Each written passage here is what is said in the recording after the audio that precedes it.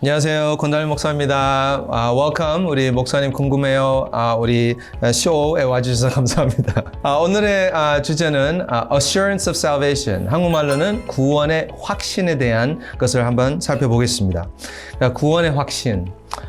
저는 구원의 확신이 있습니다. 근데 오늘 모신 우리 게스트는 구원의 확신이 있으신지는 저는 모르지만 그분이 아실 수도 있어요. 그분이 누구냐면 우리 담임 목사님 모셨습니다. 목사님 와주셔서 감사합니다. 감사합니다. 목사님 구원의 확신 있으세요? Definitely. You do? Okay, great. 그러면 목사님 우리 바로 들어가겠습니다. 네. 예, 구원의 확신에 대한 우리의 질문인데 네. 구원의 확실히 구원을 받는다는 걸 어떻게 알아요, 목사님? 네. 구원을 확신할 수 있는가? 확신할 수 있죠. 그죠? 그러나 잘못된 확신도 있어요. 일단 먼저. 네. 잘못된 확신이라는 것은 나는 하나님을 믿기 때문에 내 믿음이 절대로 변하지 않을 것이기 때문에 구원은 확실하다. 자, 네. 이거는 구원의 확신이 어디에 있는 거죠? 나한테 내 있죠. 자신의 믿음이 있는 거죠. 나 자신의 믿음이 있다는 것은 굉장히 위험할 수 있습니다. 목사님, 우리 믿음이라는 게 흔들릴 때가 있나요? 예, 있죠. 목사님은 안 그럴 것 저는 같은데? 절대로 많이 흔들려요. 절대로 했으면서 아니 목사님도 흔들릴 때가 있다 이거죠. 그러면 얼마나 많은 사람이 흔들릴 수 있지 않겠어요? 그렇죠? 그렇죠. 좀 극단적이지만 병상에서 의식이 사라진다거나 또는 너무 고통스러워서 심지어 그 믿음이 생각도 안 나는 심지어 막 때로는 원망스럽기도 하는 극단적이지만 그럴 수도 있는 지금 전쟁 중이잖아요. 러시아와 때로는 전쟁 중에 막 총대고 난 다음에 믿음 이야기하면 때로는 흔들릴 수도 있죠. 그죠? 자, 내 자신에게 구원의 확신을 둔다라는 것은 위험스러울 수 있습니다. 그럼 그렇죠. 구원의 확신을 어디에 두는가?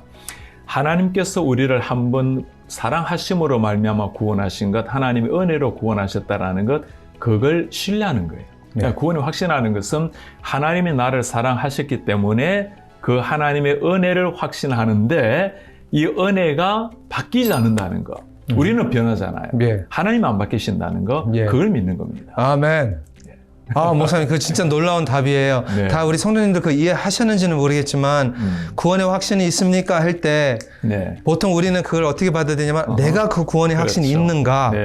그러면 답은 yes를 해야 되는데, 근데 사실은 목사님께서 말씀하시는 거는 구원의 확신은 나에게 있는 것이 아니라 하나님께. 나에게 있게 되면 무슨 현상이 일어나는가? 늘 불안해. 이게 내가 사는 걸 보면 아닌 것 같고, 때로는 내가 범죄하다 보면, 내가 구원의 확신이 있는 사람인데 구원받은 사람인데 왜 이런 생각이 들지? 이런 행동이 나올지? 이게 한두 번이면 괜찮은데 이게 반복되면 내가 구원 못 받은 건 또 아닌가? 그런 현상이 일어나요. 근데 이 모든 것들이 나에게 구원의 근거를 두려고 할 때 일어나는 것, 그게 아니라는 것. 아니죠. 하나님의 은혜라는 것. 모든 것이 하나님의 은혜라는 것. 그렇죠. 우리가 가끔씩 내가 구원을 받았는가 안 받았는가 이렇게 의심할 때가 있어요. 그렇죠. Doubting을 어떤 분들은 되게 부정적으로 볼 때도 있고. 그렇죠. 목사님은 어떻게 생각해요? Doubt하면 우리가 구원의 확신이 없다는 건가요? 신앙생활 가운데 그 구원의 확신이 있는 사람도 의심이 일어날 수 있는가? 목사님 어떠세요? 의심이 전혀 안 일어납니까? 안 일어날 것 같아, 목사님.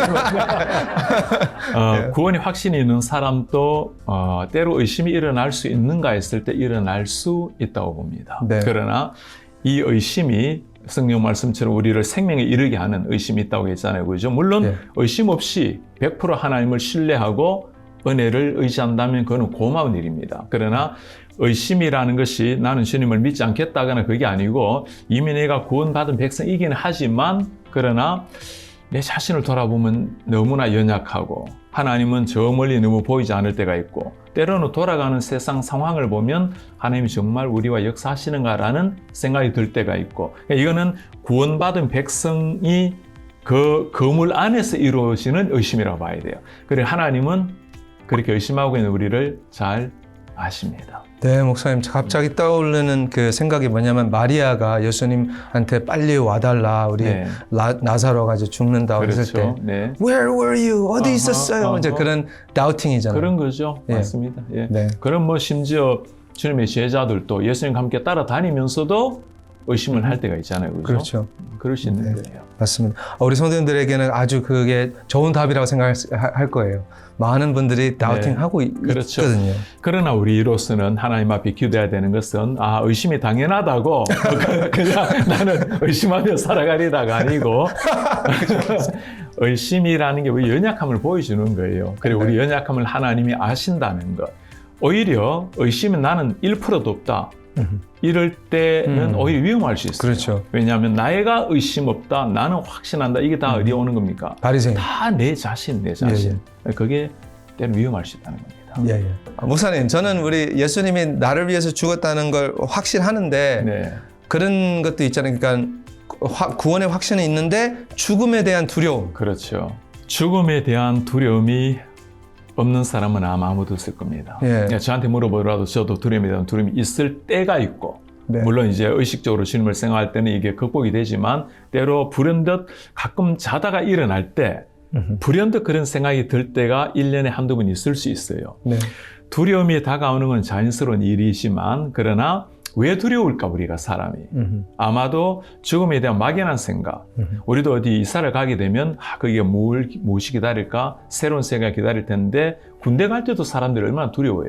네. 애들은 울어. 심지어 그죠? 네. 자, 미지의 세계를 향해서 가질 수 있는 자연스러운 마음인데 그때마다 우리가 기억해야 될 것은 죽음이라는 것은 딴 세계입니다. 다른 세계로의 이동인데 그 세계가 지금보다 훨씬 더 좋다라는 거. 네. 물론 가보기 전이기 때문에 올 수 있는 의심도 있고 두려움도 있을 수 있는데 그러나 확신하는 것은 그게 성경이 우리에게 말씀해 주는 거잖아요. 네. 이 땅과 비교할 수 없는 최고의 세상. 그런데 그걸 어떻게 설명하고 나타낼 수 있는지는 모르겠지만 제가 이렇게 말씀드리고 싶어요. 네. 당신이 생각하는 제일 좋은 것보다 더 좋은 것. 그러니까 그런 것들이 우리로 하여금 두려움을 이겨낼 수 있는 힘이고 네. 그다음에 또 한 가지는 이 죽음이라는 게 생명이 끊어진다라는 것 때문에 온 두려움도 있는데 그것에 대해서는 영생에 대한 의미를 잘 이해를 해야 됩니다. 영생이라는 것은 죽으면 천국 가는 게 아니고 육신으로 우리가 살다가 어느 순간 주님의 영이 우리 속에 오는 겁니다. 그냥 우리로 표현하면 내가 예수님을 만나는 거죠. 그때부터 영생이 시작이 되는 겁니다. 아멘. 천국 생활이 시작이 되는 거예요. 근데 네. 우리는 두 시간을 살고 있는 거죠. 하나는 육신의 생명의 시간을 살고 있고 하나는 영의 시간을 살고 있는데 육신의 시간은 태어날 때부터 시작되고 영의 시간은 예수님을 만날 때 시작이 돼요. 자, 그러면 육신은 시간이 끝나죠. 영의 생명은 이미 영원히 지나가는 겁니다. 그러니까 죽음 있나요, 없나요? 없죠. 없는 거예요. 네. 그러니까 우리는 죽는다라는 걸 막연하게 생각하는데 육신이 사라질 뿐이고 영혼은 영원히 살고 있다라는 거. 그러면 오히려 이제는 육신의 장막을 벗는 성경에도 보면 육신의 장막을 벗고 하나님을 뵈리라는 말씀처럼 오히려 기뻐해야 돼요. 그러니까 성도의 죽음을 하나님께서 귀하게 여기시고 오히려 우리의 죽음이 헤어짐의 아픔은 있지만 오히려 셀리브레이트 해야 되는 이제 완전한 주님 앞에 서게 되는 거죠. 그렇죠? 네, 맞아요. 우리 증조 할머니가 돌아가시기 전에 항상 하셨던 말씀이었어요. 나 죽을 때 큰 파티, 페스티벌 예. 절대로 울지 말아라. 우리 성도님들 중에서도 많이 그래요. 내가 죽게 되면 절대로 울지 마라. 그리고 슬픈 찬양하지 마라. 네. 그래서 우리 보면 이 장례식에 안 어울리는 찬양을 할 때가 있어요. 이 찬양을 해달라고. 얼마나 귀한지 몰라요. 네, 맞습니다. 우선 성경에서 이런 말이 나와요. 예수님이 나를 주여 주여라고 불러도 I never knew you라고 할 수 있다고 하죠. 나는 너를 모른다고 하시고. 네. 그게 나이면 어떻게 돼요? 와. 그렇게 될 수가 있나요? 자기는 그럴 걱정이 있었냐 안 해도 돼. 내가 도무신들을 알지 못하느라 예. 그럴 수 있겠는가? 그럴 수 있어요. What? What? 목사님은 아니까 믿지 말고. 나는 도무지 너를 모르겠다. 이 말은 당연히 하나님이 나를 알기를 기대했는데 나오는 말 아니겠어요? 예. 사실 성경에 보면 정말 하나님은 나는 확실히 알아주리라고 자신만만했던 사람들이 있어요. 바리새인들, 서기관들, 율법사들. 이 사람들은 자신의 세계 속에서 하나님을 위해서 할 일을 다 했어. 일주일에 2번 금식하고 11조를 내고 기도하고 지킬 걸 다 지켰어. 그러니까 너무나 확신에 찼어. 내가 당연히 천국의 문을 내 이 모든 공적을 가지고 열 수 있는 키가 나에게는 있다. 자신했던 사람들. 아까 우리가 말한 것처럼 구원의 확신은 누가 두는 거죠? 자기에게 있는 자기 거죠. 자신에게, 자기 의에 두는 거죠. 그러나 하나님의 나라는 우리가 천국까지 문까지 올라갈 수는 있어요. 그러나 그 문은 안에서만 열어줘야 되기 때문에 하나님만 열어줄 수 있는 문이죠. 네. 오히려 주여 주여 하더라도 이 사람들처럼 확신에 찬 내가 한 일을 가지고 자랑하듯이 하는 주여가 아니고 우리가 주여라고 부를 때는 주님 당신을 찬양합니다. 주님 우리는 죄인입니다. 저를 긍휼히 여겨 주십시오. 그러니까 주니어라고 똑같이 부르지만 주여라는 의미가 굉장히 다릅니다. 그렇죠? 네. 우리의 나타나는 주여라는 것은 내 자신을 드러내고 담대하게 내 의를 내세우는 주여가 아니라 주님의 긍휼을 구하는 주여입니다. 네. 완전 다르죠. 달라요. 예, 그게 아주 목사님께서 신학적인 설명을 해주셨는데요. 저는 실천적인 설명을 한번 해보겠습니다. 네. 예, 실천적으로는 성경에서는 왜 예수님께서 모른다고 하냐면 주여 주 2번 불러서 그래요. 그래서 한국 사람들이 3번 부르는 거예요. 와. 할렐루야! 그러니까 이렇게 컨펌을 시킨다, 세 번째. 예, 혹시 그 삼일체 신학에서 뭐 삼겹줄 이런 거. 삼겹줄. 야, 맞아요. 이거 주여. 그러니까 그 신학을 어디서 배우셨어요? 한국에서 배웠어요. 스승이 누구였어? 류응열 교수님이었습니다. 내가 너를 도무지 알지 못한다면 안 돼. 아, 목사님은 3번 불러야 되는 최고의 우리 제자였어요. 감사합니다. 그건 농담이에요. 그건 진짜 아니고요. 네, 목사님 감사합니다. 아, 목사님 우리가 이제 교회를 계속 다니면서 네. 혼자 다니는 것이 아니잖아요. 그래서 옆 사람도 보고 다른 사람도 볼 때 그분들의 삶을 보면 와, 얼마나 죄를 많이 짓고 이렇게 살고 살면서도 교회 나오고 하는데 그렇죠. 그 사람들도 구원을 받아요? 어떻게 그 사람들 받아요? It's so 우리가 unfair. 죄를 참 부족해서 간간히 짓는 죄인도 구원을 얻습니까? 아니면 엄청나게 많이 저 사람이 진짜 구원 얻을까, 천국 갈까라는 사람도 구원을 얻겠는가? 네. 다시 돌아서 말하면 구원 얻는 것은 누구에게 주어지는가 하면 하나님의 은혜가 우리 속에 올 때, 하나님께서 우리 속에 믿음의 선물을 주실 때 우리가 믿음으로 반응하는 사람. 그러니까 짧게 말하면 하나님의 은혜로 믿음으로 말미암아 구원이 이루어지는 겁니다. 그죠? 그런데 문제는 믿고 난 다음의 삶입니다. 믿고 난 다음에는 새 옷을 입은 거예요. 그리스도로 말미암아 새로운 옷을 입은 사람에게는 마땅히 새로운 삶이 나와야 되는데 네. 나와야 되지만 우리 모두가 다 불완전한 존재 아닙니까? 그죠? 네. 부족해서 짓는 죄가 있는가 하면 하나님을 의식하지 아니하고 그냥 자기가 주인이 되어 살아가는 사람들이 짓는 죄. 자, 때로는 이게 경미한 죄라 하더라도 주님을 의식하지 않고 살아가는 사람의 죄가 있고 네. 하나님을 의식하며 살아가는 죄가 있어요. 네. 다윗 같은 죄는 정말 엄청난 죄 아닙니까? 엄청나죠. 그러나 그것은 하나님 앞에서 의식하며 살았던 사람의 모습이고 네. 많은 사람은 그렇지 않은 사람이 있죠. 그러면 죄의 유무 때문에, 죄의 경증 때문에 지옥 가고 천국 가고가 아니고 하나님 앞에서 살아가는가 아닌가. 그래서 목사님 만일 믿는 사람이라고 하는데 정말 이분은 아닌 것 같아요. 예. 라고 할 때 그분이 정말 하나님 앞에서 의식하지 않고 살아간다면 믿는 사람이라고 말할 수 없겠죠. 와우. 굉장히 위험할 수 있지만 예. 그건 뭘 우리가 평가할 수 있는 건 아닙니다. 그죠? 그렇죠. 그러나 삶의 근본적으로 나는 구원 얻었으니까 하고는 하나님을 의식하지 않고 살아간다면 구원 얻었으니까가 아니고 구원 얻지 못할 수도 있다는 겁니다. 일어나지 않은 사람일 수도 있다는 거죠. 네. 무슨 그런 사람은 저한테는 없고요. 목사님 그렇다면 우리가 죽고 나서 천국 가는 게 그러니까 영생을 사는 것이 아니라 지금 예수님 만나고 나서 바로 영생이 시작이잖아요. 그렇죠. 그렇다면 우리가 여기에 지금 사는 삶이 네. 주님을 위해서 잘 살아야 되는 거죠. 아멘입니다. 예. 천국 가게 되면 나는 그때 완전한 삶을 살리라. 지상에서는 어차피 불완전하니까 그게 아니에요. 그게 우리 육신의 생각이죠. 네. 육신은 불완전한 존재입니다. 그러나 이미 영혼의 생명이 시작된 사람이기 때문에 이 두 자가 이제 싸움이 살아가는 거예요. 내 네. 마음은 정말 하나님의 법을 따르고 싶은데 육신은 끊임없이 내를 끌어내리는 오라 나는 공간자로다. 이게 사도 바울 고백 아닙니까? 예. 그러므로 나는 어쩔 수 없다가 아니죠. 예, 아니죠. 그러므로 나는 날마다 내 자신을 쳐서 복종하노라. 그러니까 땅 위에 있으면서 천국 연습을 해야 돼요. 네. 그게 교회잖아요. 네. 제가 늘 성도님들한테도 강조하듯이 교회 생활은 천국 생활의 그림자입니다. 비록 불완전하지만 이미 나타난 천국을 보여주는 데가 교회입니다. 지금 목사님, 비록 우리가 부족하지만 잘 살아야 됩니다. 네. 그게 천국에 보여주는 정표예요. 감사합니다. 잘 살겠습니다. 또 그 교리적인 것이 잘못됐으면 우리가 구원을 그래도 삐딱하게 나갈 수가 있나요? 다시 한번 근본적으로 이야기해 볼까요? 구원이란 하나님의 은혜로 우리의 믿음으로 얻는다고 했는데 이 사이에 많은 교리가 존재하잖아요. 그죠? 네.